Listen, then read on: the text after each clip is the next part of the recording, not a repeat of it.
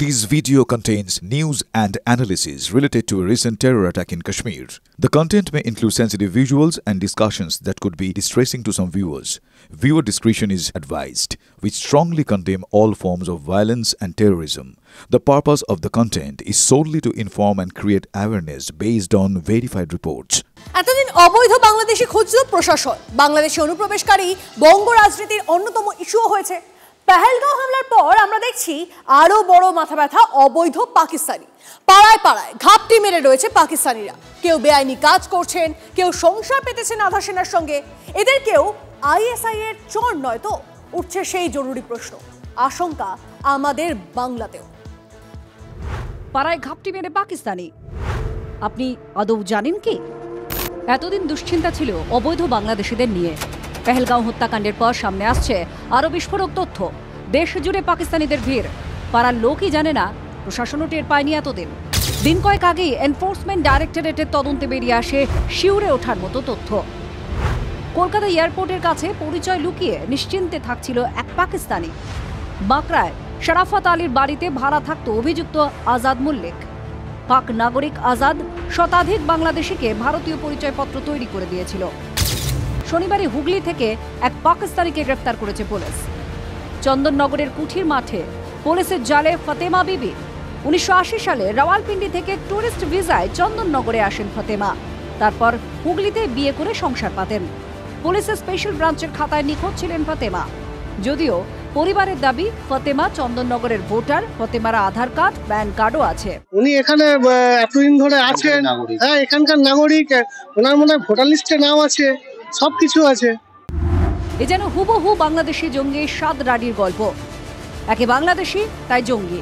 সেই সাদ রাডির জোড়া voter card, দুটোই মুর্শিদাবাদে। পাকিস্তানি ফাতেমার নাম কিভাবে উঠল ভোটার তালিকায়? এমন উদাহরণ আরও আছে।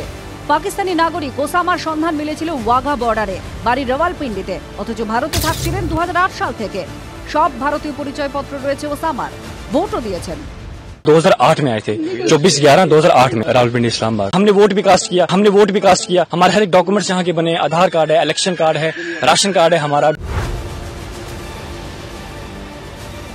শনিবারই এক জওয়ানকে বরখাস্ত করেছে সিআরপিএফ। কেন? পাকিস্তানি তরুণীকে বিয়ে করার তথ্য গোপন করার অভিযোগ। তরুণীর ভিসার মেয়াদ পেরোনোর পরেও বেআইনিভাবে আশ্রয় দেওয়ার অভিযোগ। আধা সেনার ঘরে পাকিস্তানি স্ত্রী, গোপন তথ্য পাচারের ভয় নেই কি? পাড়ায় ঘাপটি মেরে পাকিস্তানি। পেহেলগাঁও হামলা না ঘটলে জানা যেত কি? Bureau report, TV9 Bangla.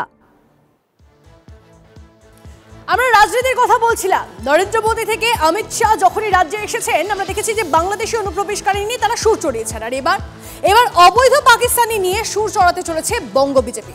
কাল মানে সপ্তাহের প্রথম দিন সব জেলা শাসকের অফিসের বাইরে ঘেরাও অবস্থান কর্মসূচি গেরুয়া শিবিরের। পাকিস্তানি থাকলে ফেরত পাঠানোর ব্যবস্থা করুন, এই মর্মে রাজ্যগুলোকে অনুরোধ করেছিলেন কেন্দ্রীয় স্বরাষ্ট্রমন্ত্রী অমিত শাহ। রাজস্থান, উত্তরপ্রদেশ, অসম, জম্মু কাশ্মীরের মতন একাধিক রাজ্য সঙ্গে সঙ্গে চিরুনি তল্লাশি শুরু করে। শনিবার পশ্চিমবঙ্গের পুলিশও এক অবৈধ পাকিস্তানিকে হুগলি থেকে গ্রেপ্তার করেছে।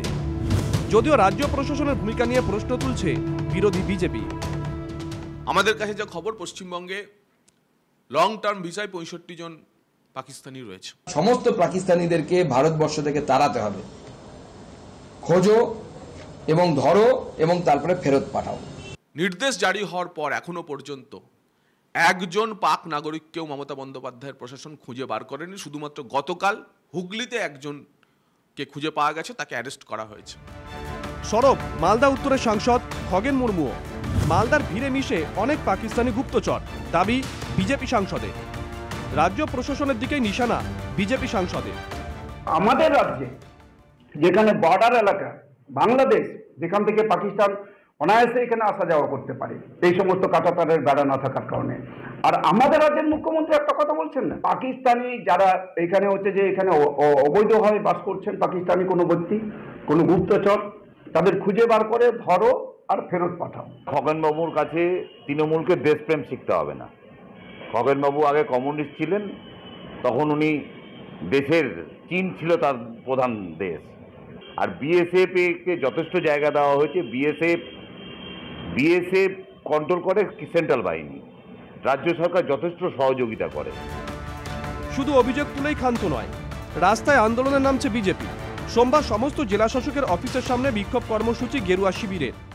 প্রত্যেক প্রশাসনিক জেলা কেন্দ্রে পশ্চিমবঙ্গের আমরা বিক্ষোভ সমাবেশ বা অবস্থান বিক্ষোভ এই ধরনের কার্যক্রম করতে চলেছি। বর্ডার পাহারা দেওয়ার দায়িত্ব বর্ডার সিকিউরিটি ফোর্সের, সে বাংলাদেশি হোক, রোহিঙ্গাই হোক, পাকিস্তানি হোক, যারাই অবৈধভাবে বর্ডার ক্রস করবে তাদের দায়িত্ব নিতে হবে বর্ডার সিকিউরিটি ফোর্সকে। ঘেরাও অবস্থানে থাকবেন বিজেপির পরিচিত মুখরাই। Bureau report, TV9 Bangla.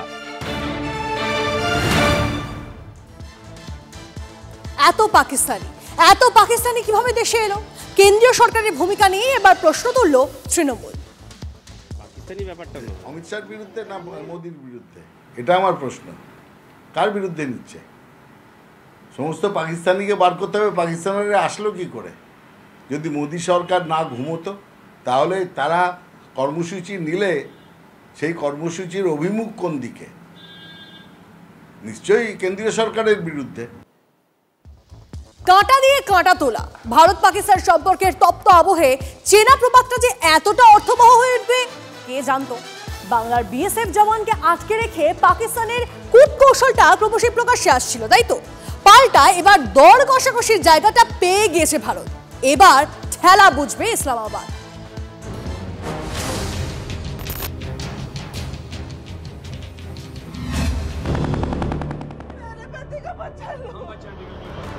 Pahalgam কাণ্ডের পর গত 23 এপ্রিল পাঞ্জাবের ফিরোজপুরে সীমান্তে ডিউটি করার সময় পাক রেঞ্জার্সদের হাতে গ্রেপ্তার হন বাংলার বিএসএফ জওয়ান। ফ্ল্যাগ মিটিং, পরের পর বৈঠকের পরও এখনো পূর্ণাম কুমারকে ছাড়েনি পাকিস্তান। পেহেলগাঁও হামলার পর তপ্ত কূটনৈতিক আবহে জল মাপছে কাপুরুষ পাক সেনা। তাদের সেই চাপের কৌশলে কি এবার বুমেরাং হবে? রাজস্থানের শ্রী গঙ্গানগরে অনুপ্রবেশের সময় বিএসএফ এর হাতে ধরা পড়ে পাক রেঞ্জার খোয়াজা মীর। নিজের দেশের জওয়ানকে ছাড়াতে শনিবারই বিএসএফ এর সঙ্গে ফ্ল্যাগ মিটিংয়ে বসে পাক সেনা। সেখানে ওই জওয়ানের মুক্তির দাবি করা হলেও আমল দেয়নি বিএসএফ। পুনামকে ব্যবহার করে দর কষাকষির কৌশল সাজাচ্ছে পাকিস্তান। সেক্ষেত্রে পুনামকে ছেড়ে দেওয়ার পরিবর্তে অন্যায় কোনো শর্ত সামনে রাখতে পারে তারা। কিন্তু ভারতও সীমান্ত পেরোনো পাক সেনাকে আটক করায় প্রতিবেশী দেশের ওই কৌশল আর কতটা খাটবে তা নিয়ে প্রশ্ন থাকছেই। এদিকে 11 দিন কেটে গেছে, পুনাম এখনো ছাড়া না পাওয়ায় উৎকণ্ঠা বাড়ছে পরিবারে। সম্প্রতি রিশরার বাড়ি থেকে পাঠানকোটে গিয়ে বিএসএফ এর কর্তাদের সঙ্গে দেখা করেন পুনামের অন্তঃসত্ত্বা স্ত্রী। কবে ছাড়া পেয়ে দেশে ফিরবেন কোনো সদুত্তর নেই। 8 बार फ्लैग मीटिंग चला लेकिन वो लोग आ ही नहीं रहते। अब तो उनके पास भी ऑप्शन है कि उनको अब आना ही पड़ेगा। तो आशा पाচ্ছি কি কিছুদিন মধ্যে কিছু খবর পাবো আমরা।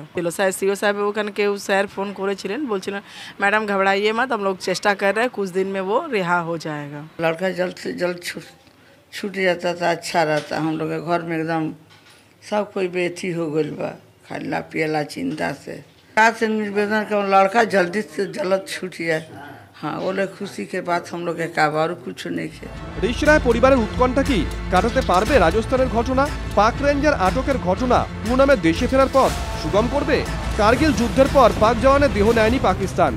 টেনশনের আবহে প্রবল চাপে বিএসএফ জওয়ানকে কি ছাড়তে বাধ্য হবে কোণঠাসা পাকিস্তান? ক্যামেরায় গৌরবের সঙ্গে সৌভিকের রিপোর্ট, TV9 বাংলা।